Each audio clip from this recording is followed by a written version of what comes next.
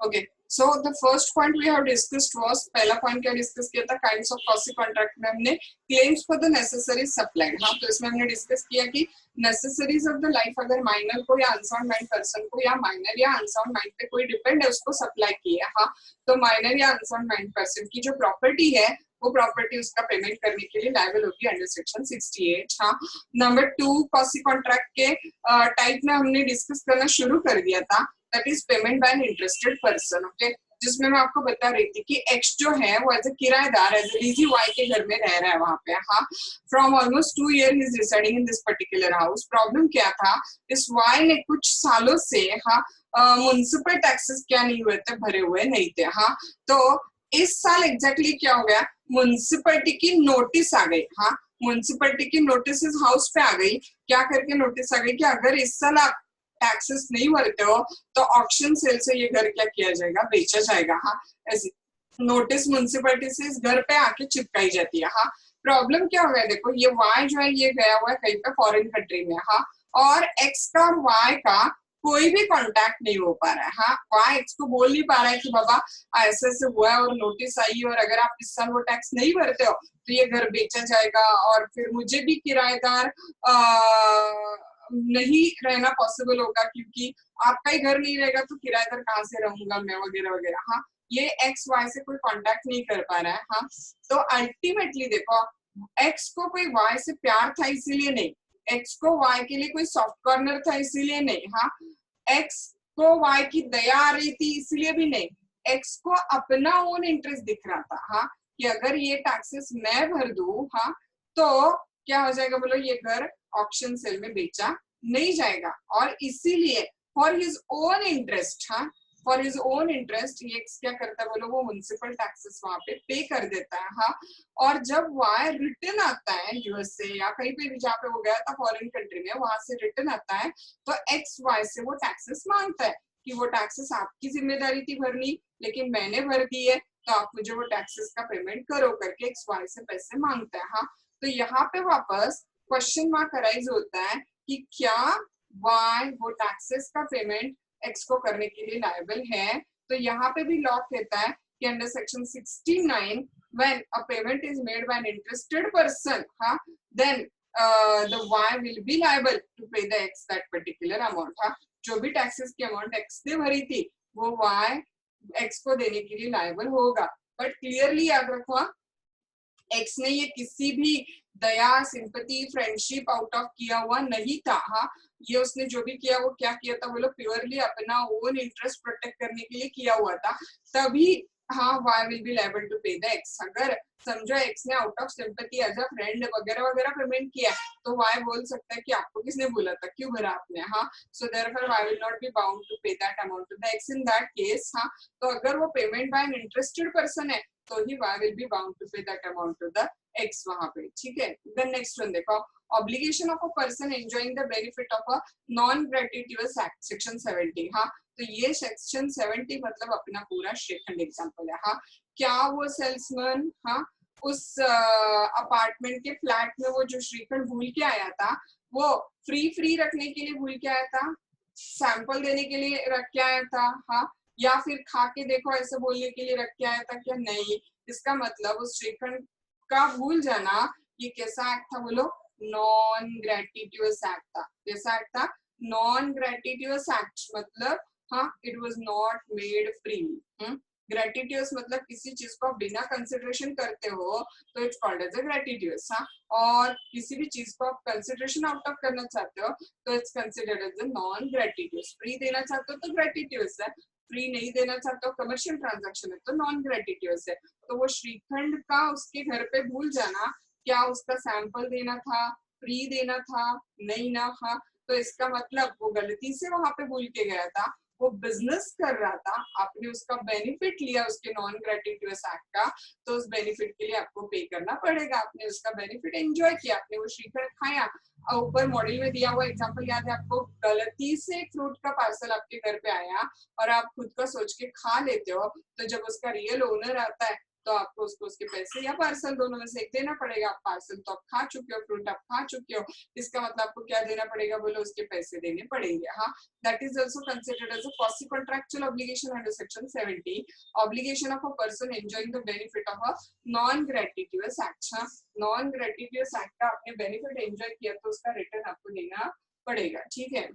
Now ध्यान में आ रहा है सेक्शन 68 माइनर इंस्टॉलमेंट पर्सन को नेसेसरीज ऑफ लाइफ सप्लाई की है। हाँ, सेक्शन 69 वो किराएदार वाला एग्जांपल हमेशा याद रखना, पेमेंट बाय इंटरेस्टेड पर्सन वाला पॉइंट आ जाता है। हाँ, then obligation of person enjoying benefit of non gratuitous act, शिकन वाला एग्जांपल सेक्शन 70। हाँ, देन देखो हमने फर्स्ट यूनिट में आगे पीछे डिस्कस किया था responsibility of the finder of the goods. हाँ, ये भी क्वासी कॉन्ट्रैक्ट ही है। हाँ, याद है मैंने आपको परसों एग्जांपल बताया था। देखो, you went out of my house, Sunday को आप क्लास आए थे, देखो तो आप घर से बाहर गए और घर से आप बाहर जाते ही आपको एक सोने की रिंग पड़ी हुई मिली। हाँ, लॉ कहता है कि उस रिंग को उठाओ, आपको ड्यूटी नहीं है, पड़ी है पढ़ने दो, जाने दो करके आप उसको भूल सकते हो। हाँ, लेकिन अगर समझो आपने वो क्या किया, रिंग आपके हाथ में उठा ली, तो इमीडिएटली आपने वो रिंग आपके हाथ में उठा ली तो क्या हो जाएगा, बोलो आपके और उसके बीच में क्वासी कॉन्ट्रैक्चुअल ऑब्लिगेशन अराइज हो जाएगा।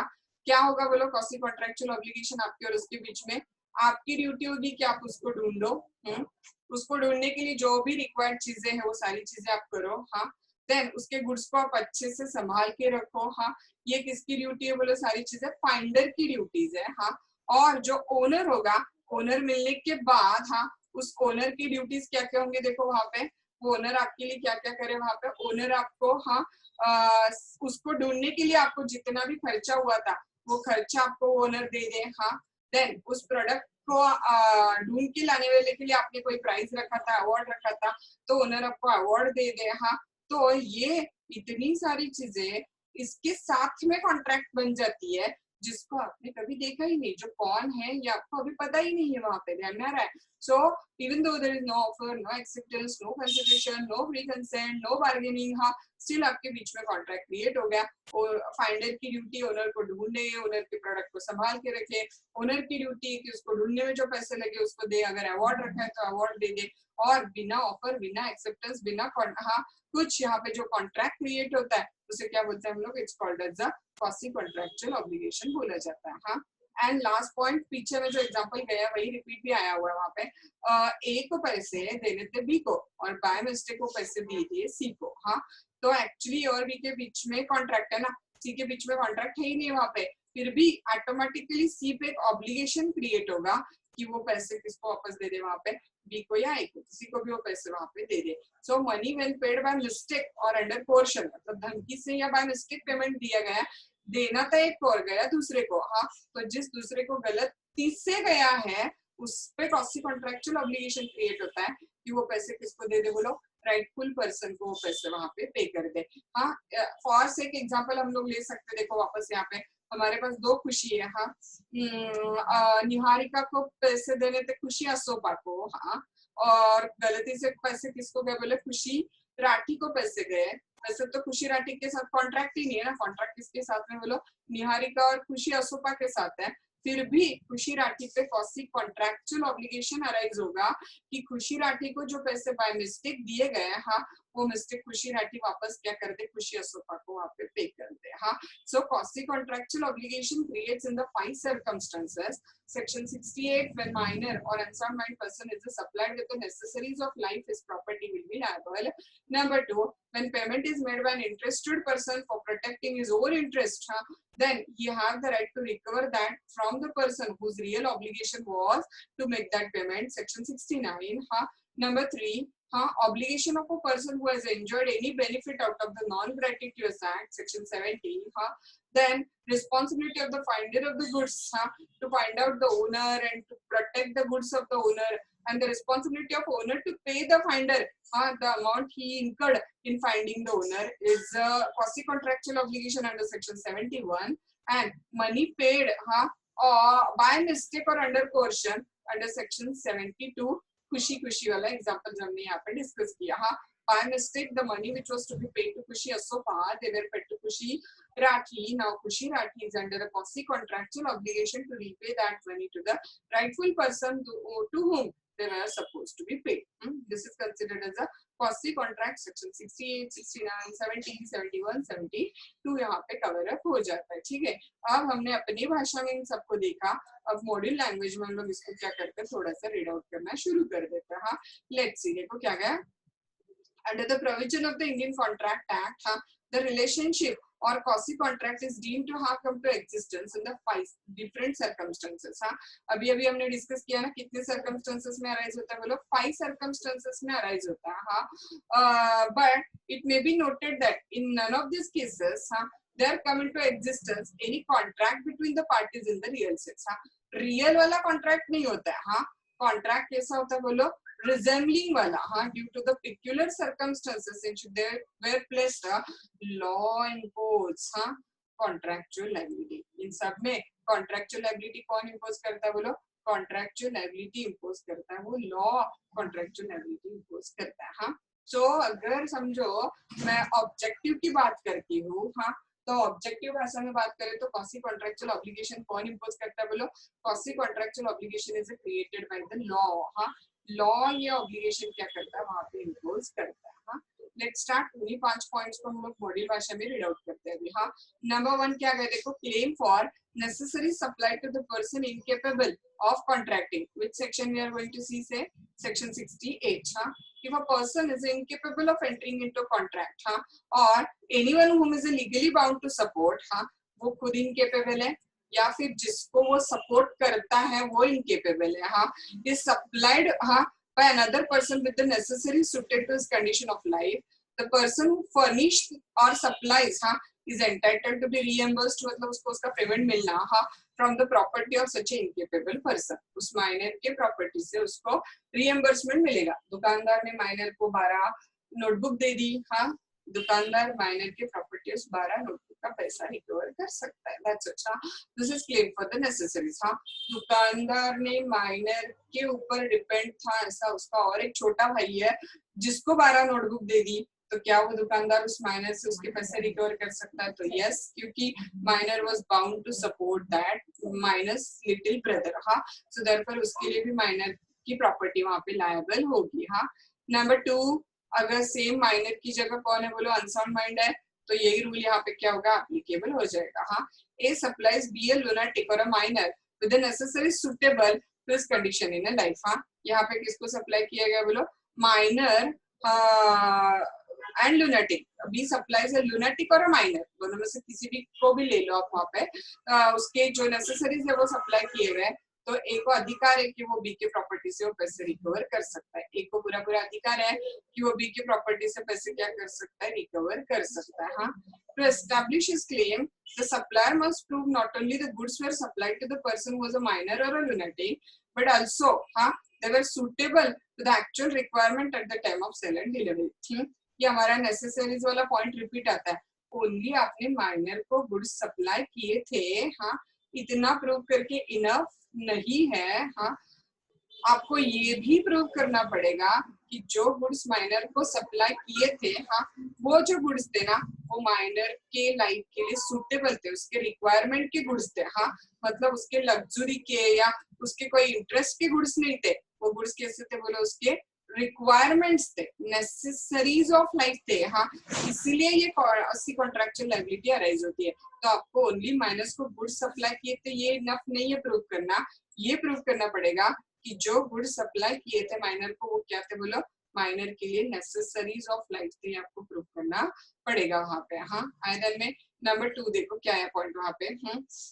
Payment by an interested person. हाँ, किसको याद रखो बोलो, वो किराएदार को याद रखो. हाँ, जिसको वो घर किसी भी कीमत पे जाने नहीं देना था क्योंकि वो घर उसको बाय ऑल मींस सूटेबल था. ओके, तो उसने वो पेमेंट खुद कर दिया टैक्सेस का, तो वो ओनर से उस टैक्सेस को रिकवर कर सकता है under quasi contractual obligation. Let's see, a person who is interested in the payment of a money which another is bound by law to pay. हाँ, जो पे करने के लिए कोई और बाउंड था लेकिन पे कर दिया किसने बोलो, किराएदार ने, और बाउंड कौन था, मकान मालिक. हाँ, and who therefore pays it is entitled to reimbursed by the other.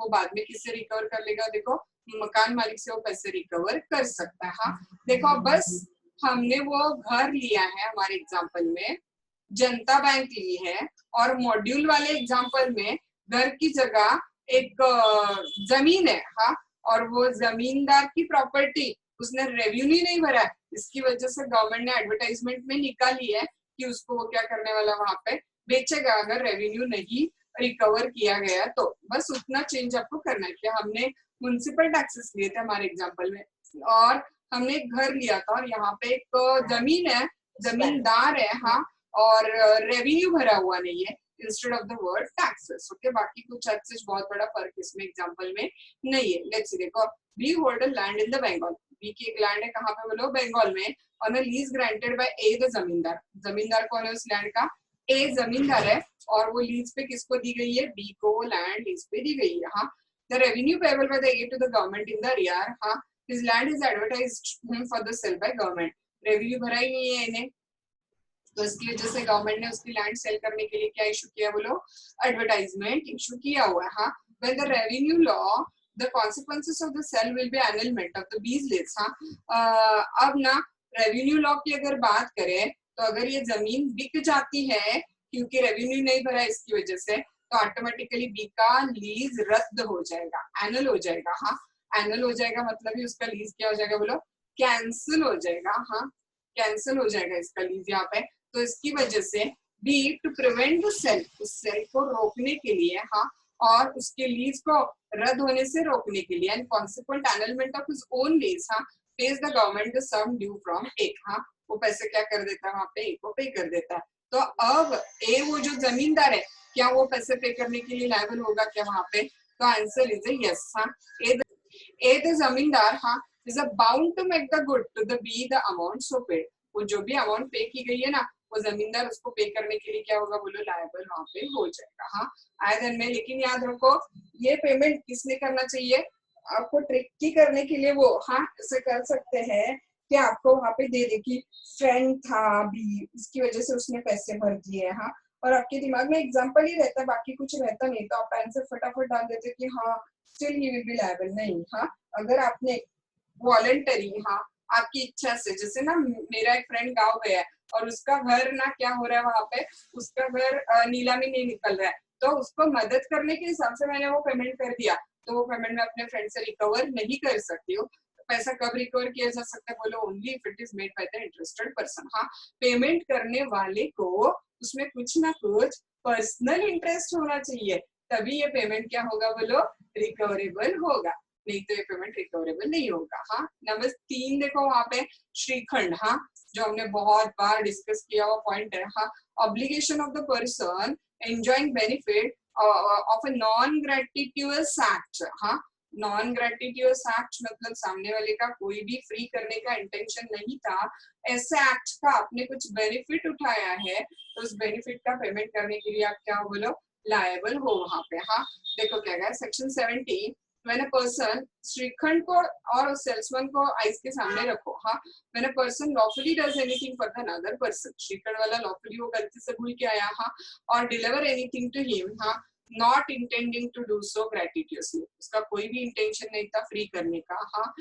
and आप मतलब वो other person enjoys the benefit thereof, उस अदर पर्सन ने उसका बेनिफिट क्या कर दिया, एंजॉय कर दिया वहां पे, the latter is bound to pay the compensation to the former। हाँ, आपकी ड्यूटी होगी कि आप उसका पेमेंट उसको कर दो, और to restore the things so done or delivered, या फिर उसका प्रोडक्ट उसको वापस दे दो, या फिर उसका पेमेंट कर दो, या तो श्रीखंड का डब्बा दे दो, या फिर श्रीखंड का पेमेंट कर दो। either of the one thing you have to do in this particular example। ठीक है, so it does follows to success, अगर आपको सेक्शन 70 के अंदर सूट फाइल करके सक्सेसफुल होना है तो आपको 3 चीजें प्रूव करनी पड़ेगी। What are that 3 things you have to prove is that one, see number 1, हाँ, he had done the act or delivered the thing lawfully, आपने उसको कुछ ना कुछ क्या किया, वो सेल्समैन ने आपको चीज दी है या कोई ना कोई चीज आपके लिए लॉफुली की है, जो भी करना था उसको कोई भी फ्री करने का इंटेंशन नहीं था। हाँ, he did not do so gratuitously, और याद रखो सबसे इम्पोर्टेंट चीज, आपने उसका बेनिफिट उठाया है। अगर आप वो पार्सल फ्रूट का वैसे ही रखते तो आप पेमेंट करने के लिए लायबल नहीं थे, पार्सल दे दो काम खत्म। अगर आपने श्रीखंड नहीं खाया होता तो आप पेमेंट करने के लिए लायबल नहीं थे, श्रीखंड का डब्बा उठा के दे दो, बात खत्म। हाँ, लेकिन आपने उसका बेनिफिट जो है वो बेनिफिट आपने उठाया है, तो आपको उसका पेमेंट कंपल्सरी करना पड़ेगा वहां पे। आए दिन में, हाँ। तो उसका एग्जांपल देखो क्या जाता है, Shyam Lal versus state of Uttar Pradesh is the case which is there for this particular point. हाँ, now what this case want to tell you is that, हाँ, where K a government servant was compulsorily retired by the government. हाँ, K government servant था और government servant को government ने compulsory retirement लेने लगाई। क्या लगाई था? Compulsory retirement. हाँ, तो उसने क्या किया, कोर्ट में एक पिटीशन फाइल कर दी। सुप्रीम कोर्ट और हाई कोर्ट में हम जब पिटीशन फाइल करते हैं तो उसको बोला जाता है writ petition. Okay, he filed a writ petition, हाँ, and obtain an injunction against the order. उसने कोर्ट में रिट पिटीशन फाइल कर दिया और इंजंक्शन याद है ना, मनाई का हुक्म, स्टॉप प्रिवेंट। हाँ, इंजंक्शन के ऑर्डर ले दी। हाँ, नाउ ही वाज रीइंस्टेटेड। हाँ, उसको जॉब पे वापस लिया गया ना, क्योंकि कोर्ट का ऑर्डर आया था। हाँ, and was paid the salary. उसको सैलरी भी क्या की वहां पे पे कर दी गई। हाँ, but was given no work and in the mean time government went to appeal. और उसको कोई काम नहीं दिया गया। हाँ, और गवर्नमेंट ने इस ऑर्डर के अगेंस्ट क्या कर दी, अपील कर दी। किस ऑर्डर के अगेंस्ट? उसके कंपल्सरी रिटायरमेंट को कैंसिल करके उसको जॉब पे लेने की जो ऑर्डर की गई थी ना, वो ऑर्डर को गवर्नमेंट ने इन द मीन टाइम क्या कर दिया, चैलेंज कर दिया। हाँ, अब अपील में ऑर्डर गवर्नमेंट के फेवर में गई। हाँ, appeal was decided in favour of the government. हाँ, and K was directed to return the salary paid to him during the period of the reinstatement. हाँ, अब उसको जितना वो बीच का पीरियड काम पे लिया था ना, उस पीरियड में उसको जो सैलरी दी गई थी, वो सैलरी उससे वापस मांगी गई थी वहां पे। हाँ, क्योंकि उसको वो ऐसे ही मिल गई थी ना, फ्रीली मिल गई थी, जो कि गवर्नमेंट का कोई भी फ्री देने का इंटेंशन वहां पे था नहीं। हाँ, तो K was directed to return the salary paid to him during the period of the reinstatement. Reinstatement मतलब काम पे जितना पीरियड उसको क्या किया था, वहां पे वापस रिज्यूम कर लिया था, लेकिन उसको काम नहीं दिया था। और इन द मीन टाइम गवर्नमेंट ने उस ऑर्डर पे अपील भी कर दी थी। अपील जो थी वो अपील गवर्नमेंट के फेवर में पास हुई। तो गवर्नमेंट के रिक्वेस्ट पे कोर्ट ने इसको ऑर्डर कर दिया कि इस पीरियड में आपको जो पैसा सैलरी फॉर्म में मिला था, वो आपको क्या करना पड़ेगा, वहां पे रिटर्न देना पड़ेगा as a quasi contractual obligation. हाँ, देन नेक्स्ट वन देखो क्या गया आगे, responsibility of, okay, second example जो है, सेकेंड एग्जाम्पल रिपीट है वापस। हाँ, अपना श्रीखंड वाला एग्जाम्पल है। Air traditional leaves the goods at the bees house by mistake. Same है, बस गुड्स की जगह हमने श्रीखंड लिया हुआ है। हाँ, बी वो गुड्स खुद का समझ के उसको यूज करता है, तो बी उसको पे करने के लिए लायबल है। इज बाउंड टू पे A for them, that's it. हाँ, देन नेक्स्ट वन पॉइंट क्या गया देखो वहां पे, responsibility of the finder of the goods is the next point. किसकी रिस्पॉन्सिबिलिटी देखनी है? फाइंडर ऑफ द गुड्स की रिस्पॉन्सिबिलिटी हम लोग यहाँ पे डिस्कस कर रहे हैं। हाँ, सी देखो, a person who finds the goods belonging to the another and take them into his custody is subject to the same responsibility as if he were a bailey. Now question mark arise होता है यहाँ पे, as if he were a bailey। हाँ, याद है bailment नाम का एक कॉन्ट्रैक्ट आपको जस्ट रेफरेंस में आया था, और तब मैंने आपको उसका मीनिंग जनरली बताया था, बेलमेंट का मीनिंग। हाँ, बेलमेंट मतलब क्या है देखो वहां पे, delivery of a goods. Bailment क्या बोलो, delivery of a goods by one person to another person, delivery of a goods by one person to another person for some purpose। goods gives पर क्यों दिए, for some purpose। हाँ, on a condition, on the accomplishment of this purpose the goods will be delivered back। ये purpose खत्म होते ही goods क्या किए जाएंगे, वापस दिए जाएंगे, और इसको क्या बोला जाता है, बोलो कॉन्ट्रैक्ट ऑफ बेलमेंट बोला जाता है। हाँ, will take out one example. एक को अपना कपड़ा सिलवाना था और उसको सूट में कन्वर्ट कराना था, तो ए ने हाँ अपना सूट बी को मतलब टेलर को डिलीवर कर दिया। हाँ, और टेलर को बोला कि जैसे ही सूट क्या हो जाए, बन जाए सिला के, हाँ, तो आप मुझे दे देना। This contract is called as a contract of a bailment. हाँ, मेरा वॉच मुझे रिपेयरिंग के लिए देना था, A gave his watch for repairing to the B on a condition की वॉच रिपेयर हो जाए तो वापस दे देना। ये भी कॉन्ट्रैक्ट ऑफ क्या है, बोलो बेलमेंट है। हमारे डे टू डे लाइफ में हम लोग रिपेयरिंग, पॉलिशिंग, ऑर्नामेंटिंग, क्लियरिंग, क्लीनिंग, हाँ, ये जो भी कॉन्ट्रैक्ट्स करते हैं सारे किस चीज के होते हैं, बोलो बेलमेंट के होते हैं। हाँ, तो इसमें जो पार्टी डिलीवर करती है ना, दैट इज ए। हाँ, इज कॉल्ड एज अ बेलॉर। हाँ, ए को क्या बोला जाएगा, बोलो बेलॉर। हाँ, और जिस पार्टी को डिलीवर किया गया ना, टेलर। हाँ, तो tailor is called as a bailee. Tailor को क्या बोला जाता है इसमें, tailor is considered as a bailee. इसको बोला जाएगा बेलॉर, और टेलर को क्या कंसिडर किया जाएगा, बेली कंसिडर किया जाएगा। जो डिलीवर करता है वो बेलॉर, और जिसको डिलीवर किया वो क्या बोलो बेली कंसिडर किया जाता है। हाँ, तो ये जो बेली होता है ना, उसके कुछ ड्यूटीज होते हैं ना कि दूसरे की चीजें संभाल के रखो, केयरफुली रखो। हाँ, खुद का प्रोडक्ट हो तो जो केयर आप लोगे वही केयर आप दूसरे की प्रोडक्ट की भी लो। हाँ, तो सेम जो ड्यूटीज बेली के होते हैं ना, वही ड्यूटीज किसके होते हैं बोलो, फाइंडर ऑफ गुड्स के भी सेम ड्यूटीज होते हैं। हाँ, कि बाबा इस दूसरे की चीज आपको मिली है, हाँ, तो उसकी केयर लो, उसको केयरफुली यूज करो। हाँ, वो जैसे आपको मिलेगा उसका प्रोडक्ट आप उसको वापस दे दो। तो जो ड्यूटीज इस कॉन्ट्रैक्ट में बेली की होती है ना, वही ड्यूटीज फाइंडर की भी होती है, क्योंकि finder is in a position of the belly वहां पे। हाँ, तो इन ऑल देखो फाइंडर के क्या क्या ड्यूटीज आ जाते हैं। Number 1, finder should take the proper care of the property as a man of ordinary prudence, मतलब केयर वुड टेक। हाँ, एक कोई भी सामान्य इंसान अपने प्रोडक्ट की जो केयर लेगा वही केयर आपको फाइल हुए गुड्स की भी लेनी है। हाँ, नंबर 2, वो गुड्स खुद यूज नहीं करने हैं। No right to appropriate the goods, उस गुड्स को अपना समझ के खुद यूज मत करो। एंड नंबर 3, जब भी आपको ओनर मिल जाएगा तो वो गुड्स ओनर को क्या कर दो, वहां पे रिस्टोर कर दो। हाँ, to restore the goods to the owner if is a found, जैसे ओनर मिल जाएगा तो ओनर को गुड्स क्या करने, आपको रिस्टोर कर दे, सिंपल। हाँ, देखो इसका एक फेमस केस यहाँ पे आ गया, Hollins versus Fowler LR and HL करके। हाँ, क्या हो गया था देखो इस केस में। हाँ, H picked up a diamond on the floor of the F shop। हाँ, इसको रीड आउट करने के पहले ना मुझे आपको एक रूल बताने दो। हाँ, समझो आप मेरे घर के बाहर गए, हाँ, और आपको वो सोने की अंगूठी मिली। अभी आपको पता नहीं है कि ओनर कौन है। हाँ, आपने दुनिया भर की कोशिश की ओनर को ढूंढने की। हाँ, बट स्टिल आपको ओनर मिला नहीं।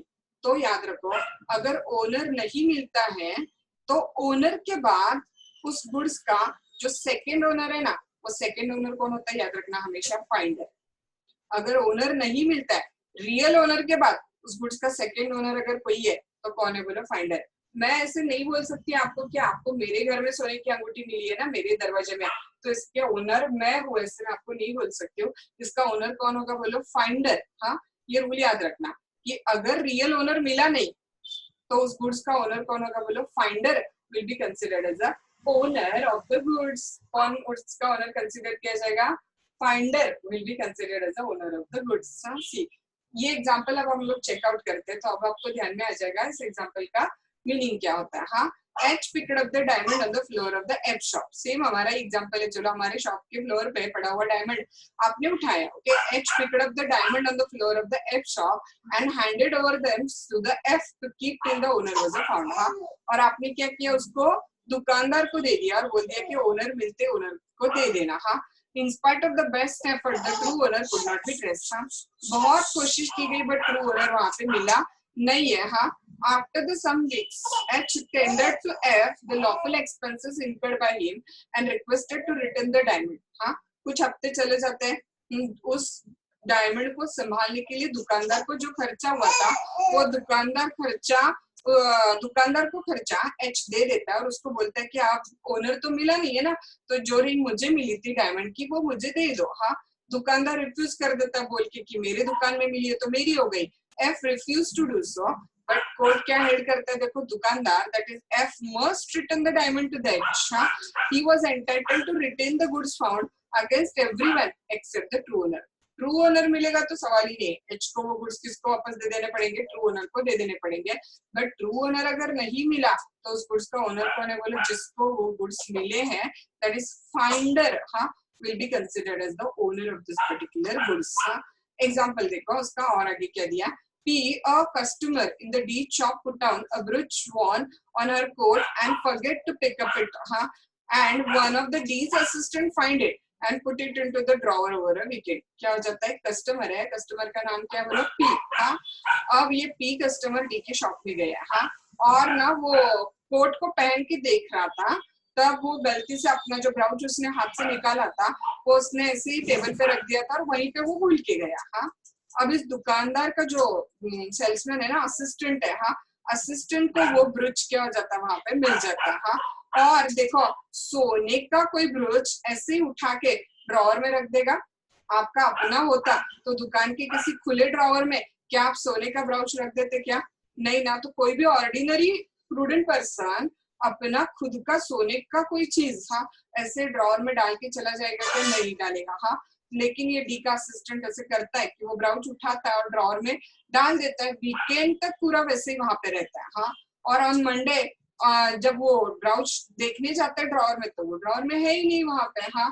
तो क्वेश्चन मार्क था कि क्या इस केस में वो जो दुकानदार है वो लायबल होगा? तो yes, it was held D was liable in the absence of an ordinary care which a prudent man would have taken. कोई भी प्रूडेंट मैन अपने प्रोडक्ट का जो केयर लेता वो इसने यहाँ पे लिया नहीं है हाँ, इसलिए डी लायबल है। तो yes, D is liable to pay the money of an amount equal to the brooch हाँ बिलोंगिंग टू द कस्टमर, क्योंकि फाइंडर की ड्यूटी है कि अपने ओन गुड्स की जो केयर आप लेते हैं वही केयर आपको दूसरे के गुड्स की भी लेनी है वहां पे हाँ। मनी पेड बाय मिस्टेक और under the coercion is the next point we are going to see हाँ। देखो खुशी वाला एग्जांपल हाँ, a person to whom the money has been paid or anything delivered by mistake हाँ or under coercion मतलब force हाँ must repay or return it. Simple. Chirag was supposed to pay the money to the Khushi Asoka but by mistake the money was paid to the Khushi Rathi हाँ। So यहाँ पे क्या हो गया बोलो, by mistake पैसे खुशी राठी को पहुंचे तो खुशी राठी पे quasi contractual obligation arise होता है हाँ। क्या quasi contractual obligation arise होगा? देखो वो पैसे राइटफुल पर्सन को वहां पे रिटर्न कर दे, दैट्स इट हाँ। So every kind of the payment of money or delivery of a goods for every type of mistake is recoverable. किसी भी टाइप के पेमेंट ऑफ मनी में या डिलीवरी ऑफ गुड्स में कोई मिस्टेक होती है तो वो आप रिकवर कर सकते हो वहां पे हाँ। अभी देखो जैसे कि एग्जांपल फॉर्म में बहुत बार ऐसे होता था, जिसका एग्जांपल मैं आपको दे सकती हूँ हाँ, कि हमारा जब गांव में शॉप था ना तो हमारा भी सरनेम पटवा था और हमारे एक अंकल थे उनका भी एक शॉप था जिसका सरनेम पटवा ब्रदर्स करके था। So many time it was used to happen कि उनका माल हमारे यहाँ पे आ जाता या हमारा माल उनके यहाँ पे चला जाता था। सो हमारी ड्यूटी बनती है यहाँ पे कि जो राइटफुल पर्सन है उसको वो गुड्स क्या कर दे, हम लोग वहां पे डिलीवर कर दे हाँ। एग्जाम्पल देखो, sale tax officer versus Kanhaiya Lal हाँ। A payment of municipal tax made under the mistaken belief or because of misunderstanding of the term of the lease can be recovered from the municipal authority हाँ। Simple है, by mistake municipal taxes भरे गए थे तो वो payment recover किया जा सकता है। The above law was affirmed by, कौन से केस में अफर्म किया गया बोलो? Sale tax officer versus Kanhaiya Lal के केस में कि बाय मिस्टेक जो पेमेंट किया गया था वो पेमेंट क्या था बोलो, वहां पे रिकवरेबल था हाँ। Then similarly money paid by coercion, अगर किसी को धमका के कोई पैसे रिकवर करता है तो वो भी पैसे बाद में रिकवरेबल है हाँ। The word coercion is not govern by section 15 हाँ। The word is interpreted to mean and include coercion में क्या क्या है देखो, ऑपरेशन छलना हाँ, एक्सटॉर्शन धमकाना, कोई भी ऐसा मीन्स यूज करके एक राइटफुल पर्सन को ना देते हुए हाँ रॉन्गफुल पर्सन को पैसे दिए गए हाँ, तो राइटफुल पर्सन से वो रॉन्गफुल पर्सन से वो पैसे रिकवर किए जा सकते हैं हाँ। जैसे देखो त्रिकदास वर्सेस बॉम्बे म्युनिसिपल कॉर्पोरेशन का केस था हाँ। इसमें क्या हुआ देखो, इसका जो ये टी है, he was traveling without ticket in the tram car हाँ, and on the checking he was asked to pay ₹5 as a penalty to compound the transaction। जब उसको टिकट पूछा गया उसके पास टिकट था नहीं ना, तो उसको एज अ पेनल्टी कितने रुपए पे करने के लिए लगाया गया? ₹5 हाँ। He filed the suit against the corporation for the recovery on the ground that it was extorted from him।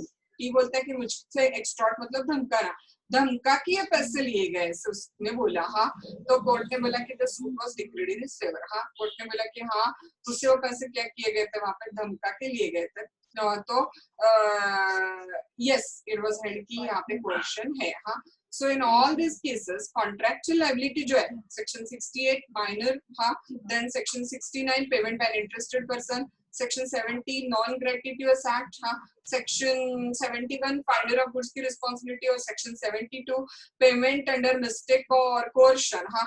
ये all cases में भले ही contract नहीं है, agreement नहीं है, लेकिन same liability जैसी contractual liability होती है वैसी liability quasi contractual liability arise हो जाती है हाँ। And that's why in India it's called as a resembling to that of the contract consider किया जाता है। Okay, so this is what considered as a quasi contract हाँ। And last point, quasi contract और normal contract में क्या दिया गया देखो, difference between दिया गया हाँ। quasi contract में सारे essential element होना जरूरी नहीं है या नहीं है, लेकिन normal contract में सारे essential element है।